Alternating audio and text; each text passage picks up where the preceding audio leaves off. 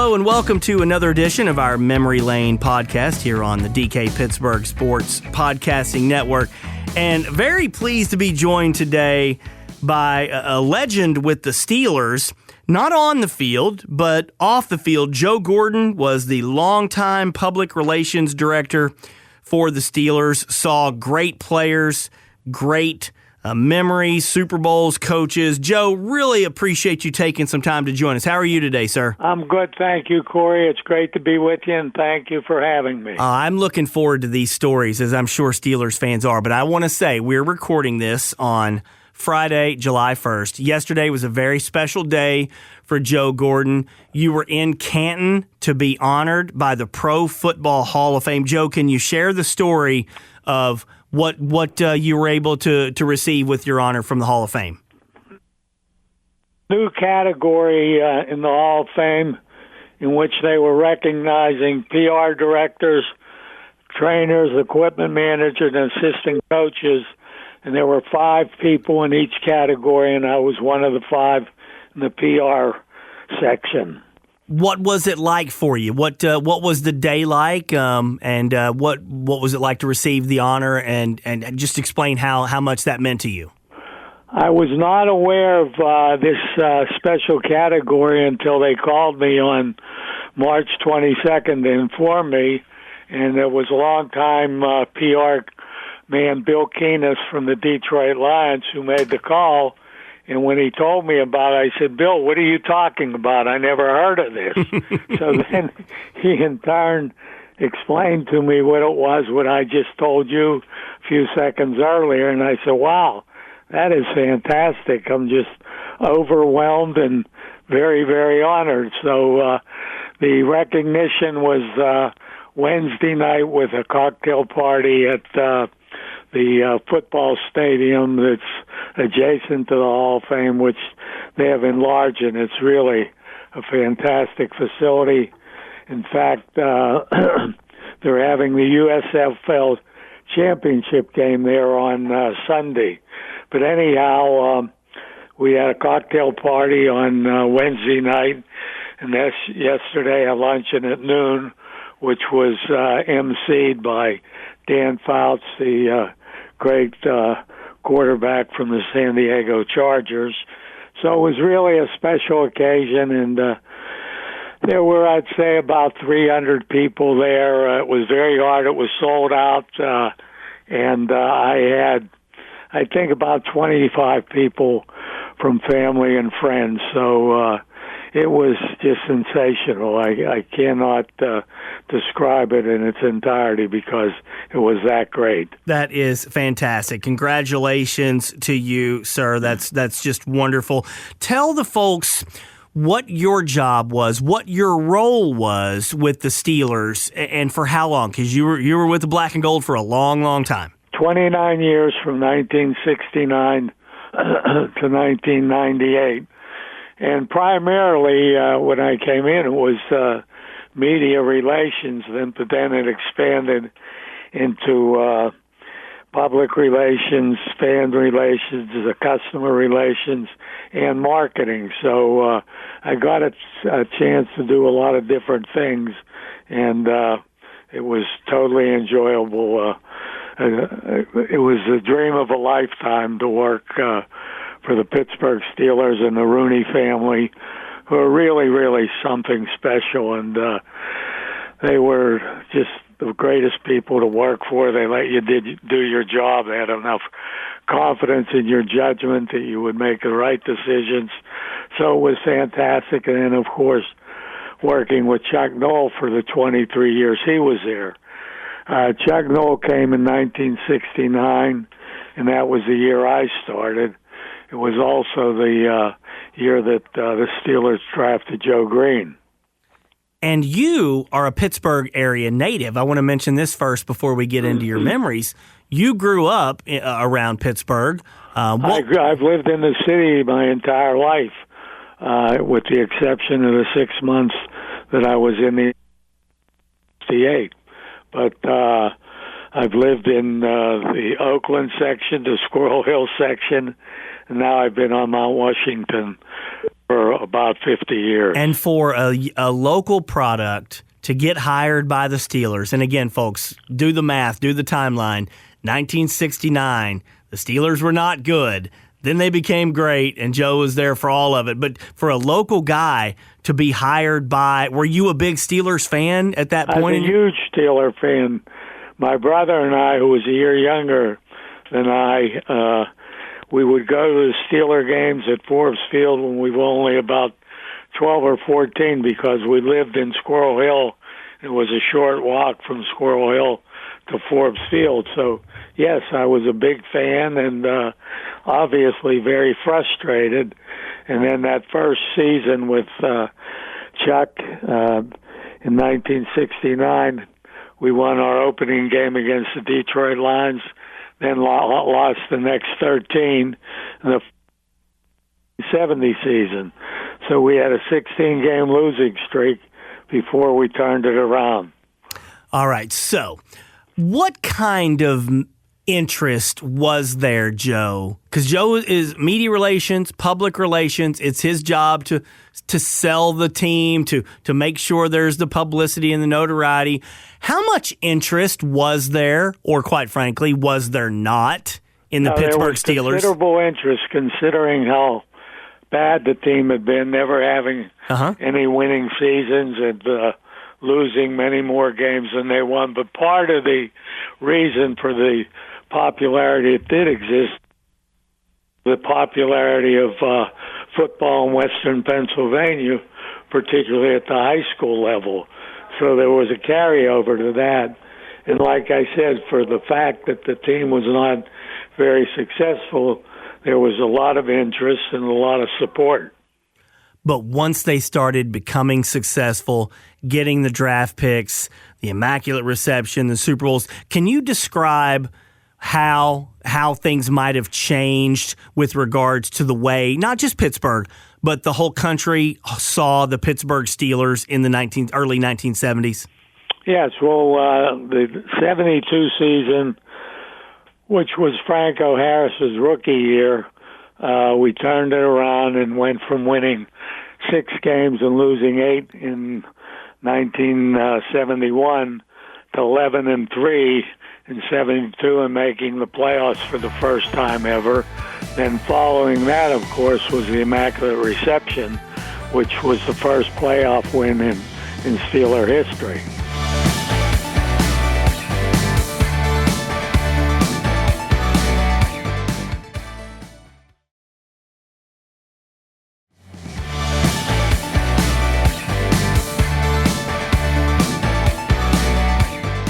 So what was it like then as more the Steelers caught the attention of the nation? From your perspective, you're there and you're dealing with media folks, you're dealing with public relations. How much did your job get a lot more difficult because you had a lot more requests and things at that point? No, we became busier, but it became much more fun. And the fact that there was now national attention rather than just local and regional made it even more enjoyable. And like I said, turning around in 72, 11-3, and the community, the Pittsburgh market, Western Pennsylvania, Eastern Ohio, people went crazy. I mean, it was just like hard to believe the enthusiasm. If you go out to dinner at a local restaurant, no matter, the talk was always about the Steelers. And then, of course, winning the Super Bowl in 74 made it even more exciting and more unbelievable. And it just carried on. And then, of course, the popularity of the Steelers nationally is still exceptional. I think if you watch the games on TV, the announcers always say how well Steeler fans travel. There's always a large contingent of Steeler fans away games, even if it's on the West Coast or in Texas, wherever it is, there's Steeler support, Steeler fans. When you look back on it, Joe, how incredible was it? You said it was amazing to see all the national attention, but just what was that like? What was it like to be reading national newspapers or magazines or TV, and now they're spending all this time talking about the Steelers, which really had not been the case up until that point. No, it was at the beginning, it was unexpected. Although Chuck Noll, even though he didn't win in his first 3 years, there was no question that he had the right roadmap by building the team through the draft, starting with Joe Green in 1969, and then the next year Bradshaw and Mel Blount, people like that. Later on, Swan and Stallworth, Ham and Lambert, Mike Webster. I mean, you wound up with 10 guys in the Hall of Fame from those teams, plus the coach. So it was really something very special and just an incredible accomplishment during that period. Now, Joe, your role with the team, can you describe, did you work closely with the players? Did you work closely with Chuck Noll? What was a day in the life of Joe Gordon during the 70s as a Steelers PR guy? You always work with the players and the head coach and even some of the assistant coaches, because the Steelers, as a credit to the Rooneys and Chuck Noll, always had a very open organization, and we had a reputation for having the most open dressing room in the NFL. So that helped the media hype, and we got a lot of national attention. Writers from all the major metropolitan areas would come in during the week and would want to interview Chuck or one of the players, and that was my responsibility to coordinate that. Did you have any favorite stories of experiences with the players from that era? How did you work very closely with Terry Bradshaw, Franco Harris, Mean Joe? Sure. What were some of those encounters like for you, Joe?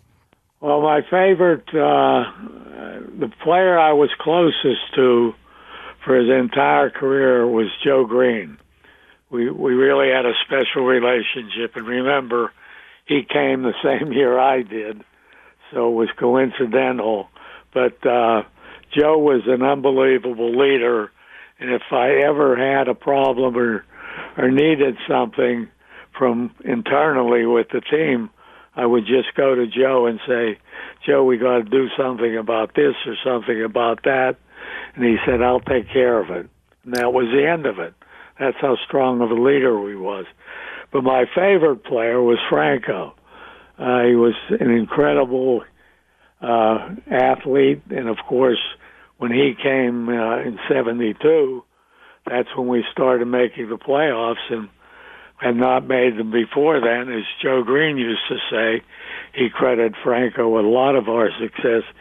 He said the Steelers never made the playoffs before Franco, and then we made it 8 straight years. But Franco was my favorite player. I rooted for him when he carried the ball, and to this day I'm still very close to him. In fact, I had lunch with him last Tuesday. Joe, could you possibly have imagined after the Immaculate Reception, look, it was a great football play, it was an unbelievable ending, but 50 years later, that's the biggest play in the history of professional football. Right. Can you take us back to that day or the feeling after? As you mentioned, it's the 50th anniversary of the Immaculate Reception. It'll be December 23rd. It happened December 23rd, 1972. But when the play unfolded, I was at my station in the press box, and I had a direct line to where Franco caught the ball. But I was not sure whether he caught it in the air or on the bounce, because it was that close to the ground. And, of course, I saw the rest of the play develop, and then there was some question whether it was a legal play, whether Frenchie Fuqua touched it or whether it was Jack Tatum, the safety for the Raiders, because at that time, 2 offensive players could not touch the ball in succession. If they did, it would be called an incomplete pass. But if a defensive player hit the ball, and a ricochet towards Franco was legal. So the referee, Fred Schweinberg, he wasn't sure what the call should be. So he came over, and there was a direct phone from the field to my spot in the press box. And the referee called up, and Art McNally, who was the director of NFL officiating, had run down from where he was because he knew there was a phone where I was. And the referee said, "Let me talk to McNally." Joe, did you answer the phone? Oh, yeah, I always did. Well, the phone rang. That was my responsibility. So the Immaculate Reception happens. Franco scores. In the aftermath, the referee is calling the press box, and you answer the phone. Talk to the NFL director of officiating. That's Art great. McNally. So Art was right next to me by that time. I said, "Here, Swearingen wants to talk to you." Oh, can you share what that conversation? Yeah, it was very brief. Okay. McNally said to Swearingen, "What did you see?" And whatever Swearingen told me, he says, "Well, call it. That's it." It was like a 15, 20-second conversation. So Swearingen went right back on the field and raised his arm to signify touchdown. And that was it. And to this day, it's very controversial. The Raiders have never conceded that it was a legal play, but as you mentioned earlier, it's the greatest play in the history of pro football. There are a lot of people who think that the Steelers went to the Super Bowl that year, but we didn't. Next week, we lost to the undefeated Miami Dolphins, 21-17. And they went on to win their second straight Super Bowl. But what was it like? What did the Immaculate Reception do? And again, you're looking at this from the PR perspective, the way the rest of the world views the Pittsburgh Steelers. What did the Immaculate Reception do for the Steelers franchise? Well, it became an international story. I didn't have to do anything because it had been on live television and TV stations around the country, and then some foreign station just replayed it, and it became even more popular to the point where you mentioned earlier the greatest play in NFL history. Now, you said you were close to Joe Green. Yes. One of, if not the most iconic commercials in TV history was, of course, the Coca-Cola commercial with the kid and Joe Green. First, I don't. Were you there? Did you help set that up? No. What was your? Did you talk about it with Joe either before or after, and the significance of that commercial? No, I didn't have anything to do with the arrangements and the details on that. That went through Joe's attorney, who was a very good friend of mine, but I wasn't aware of it until it was released. And, of course, it was voted the greatest sports commercial of all time. They brought it back a couple of years ago. Mm-hmm. I don't know if you saw it or not.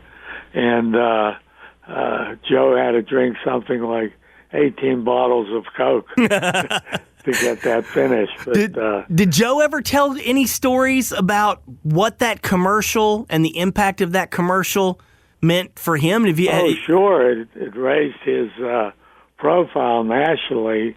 Even though he was a great football player, this crossed all kinds of lines, economic and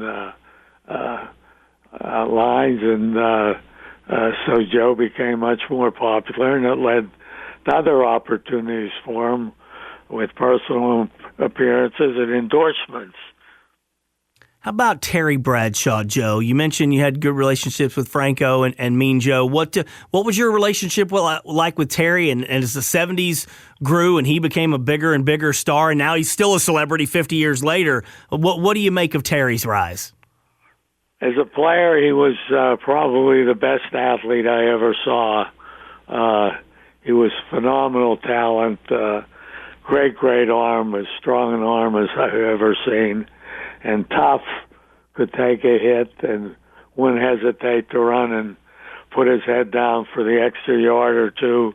It was just great, and he was very good to work with. He was very cooperative. I never had a problem with him. If I wanted him to do an interview. He was always receptive and available, and we just got it done. And then a little bit after he retired, there was somewhat of a strained relationship. He really had an inferiority complex when it came to the Steeler fans. And I don't know if you remember, we honored him on a Monday night football game. I'm not sure what year that was. And we brought his two daughters in and his parents, and seeing him that afternoon, he said, "They're going to boo me." And I said, "Harry, they're not going to boo you. They love you."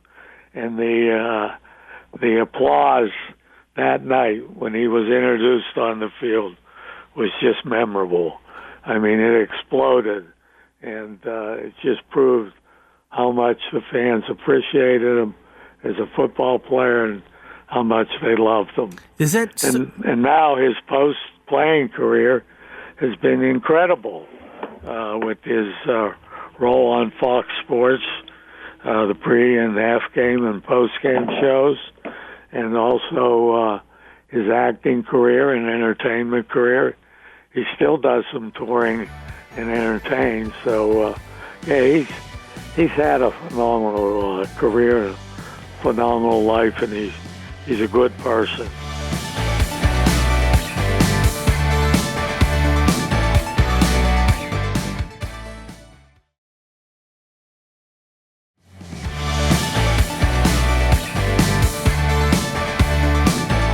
Have you personally kept in touch with Terry over the years? I know some of the strained thing with Pittsburgh might still be there, but if you see him, or will you reach out to him and call him, or he'll call you? Are you in contact with him always? If I need something from him, like an autographed jersey or an autographed helmet or football, he's always cooperative. I'll call him, say, "I'm sending you this.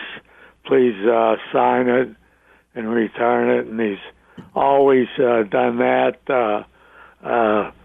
There was he was on one of the talk shows in Pittsburgh, and I don't know how my name came up, but he said something to the effect that Joe Gordon hates me.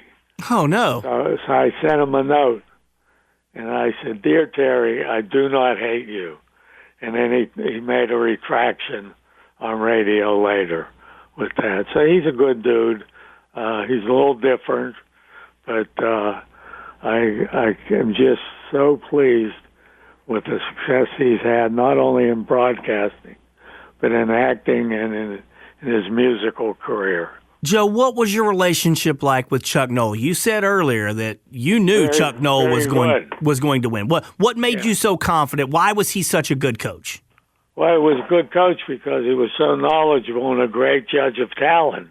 When you look at the drafts, Chuck and our personnel department with Art Rooney Jr. and Dick Haley, they did look at a phenomenal job of the draft choices. How about 4 guys going into the Hall of Fame for one draft in 1974? Swan, Stallworth, Lambert, and Webster. That's unprecedented. It'll never happen again.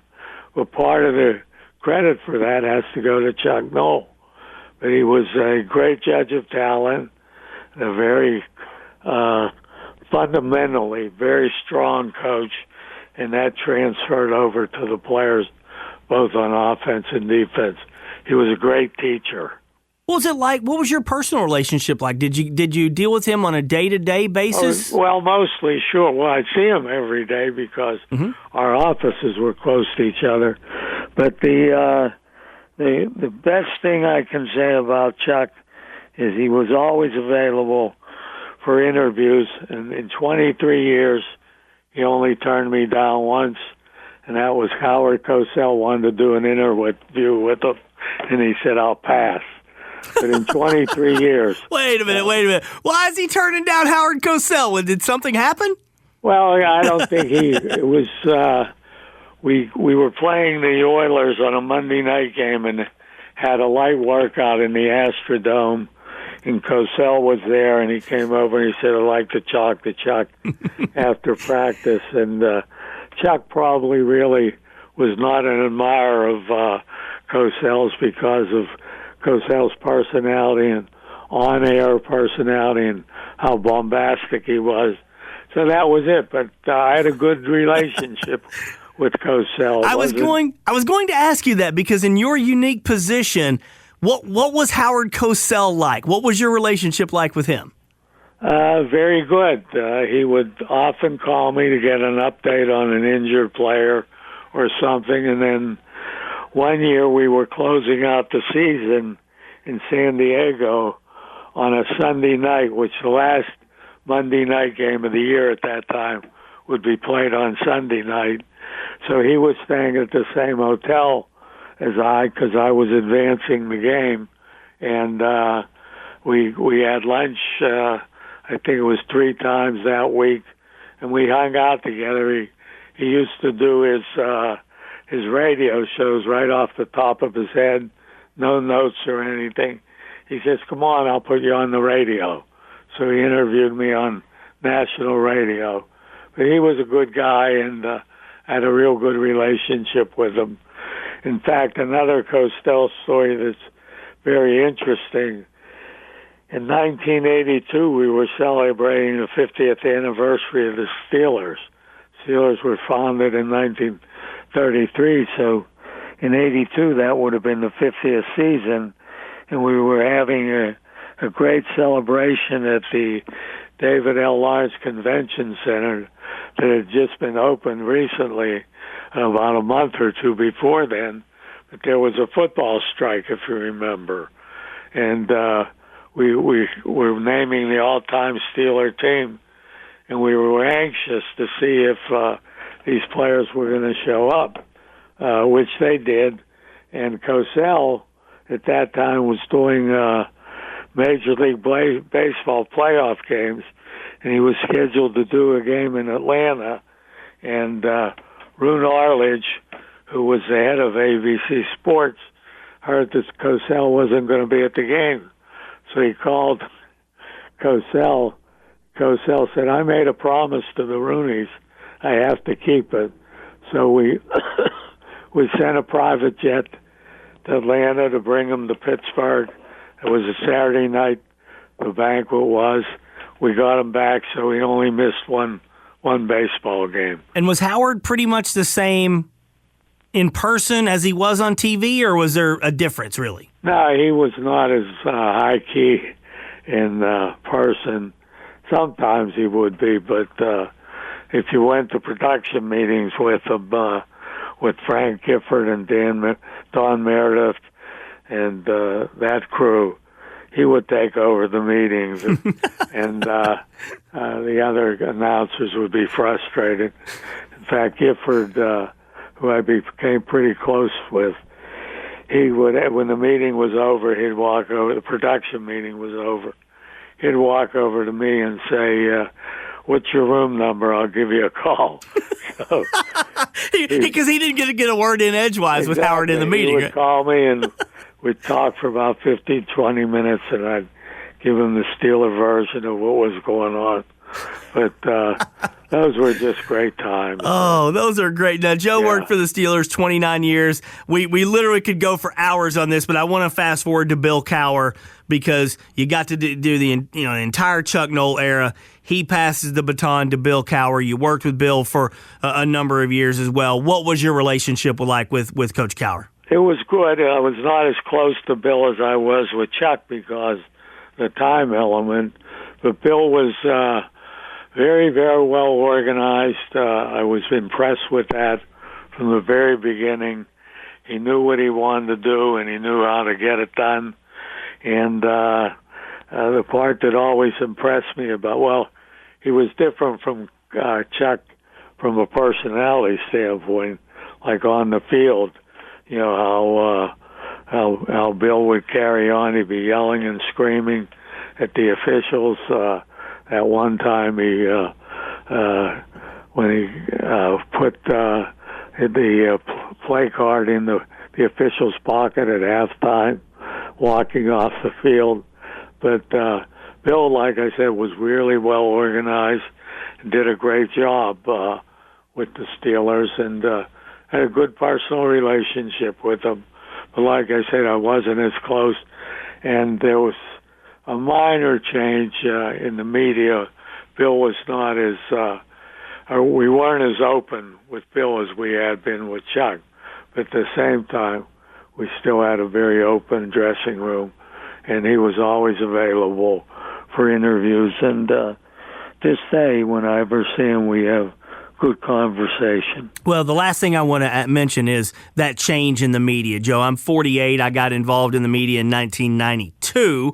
And then in college, you were involved in 1969. You saw the whole thing change from really having to get out and promote everything, then ESPN, then national broadcast and everything, 80s, 90s, and the explosion of the NFL. What is your takeaway from the way the media coverage and the NFL's popularity changed over time? Well, the most significant changes are obvious. Cable TV, which is ESPN, talk radio, and then social media. None of those things existed for maybe my entire career. So it's been much, much tougher on PR people because the players and to a degree the coaches are more independent, and you don't have the access that you had during my career. So it's changed, and it would be very difficult for me to come back now and try to operate the way I did during the bulk of my 29 years with the Steelers. And I think it's unfortunate, and I think from a fan standpoint, they don't get as much basic information as they did back in those days.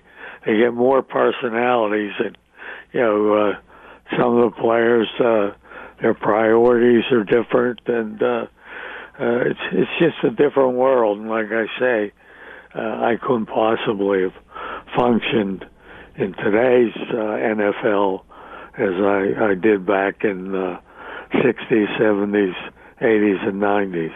Wow, Joe, those are tremendous, tremendous stories. I never got to meet you, but I've heard great things about you from some old-time Steelers reporters. I cannot thank you enough for sharing all of those personal stories. Congratulations on the honor with the Hall of Fame, and really just spectacular stuff hearing all of these great memories. Thank you so much for your time. Thanks for calling me, Cory. Enjoyed the conversation. Stay well and enjoy the holiday. Very good. Thank you so much, sir. Yep.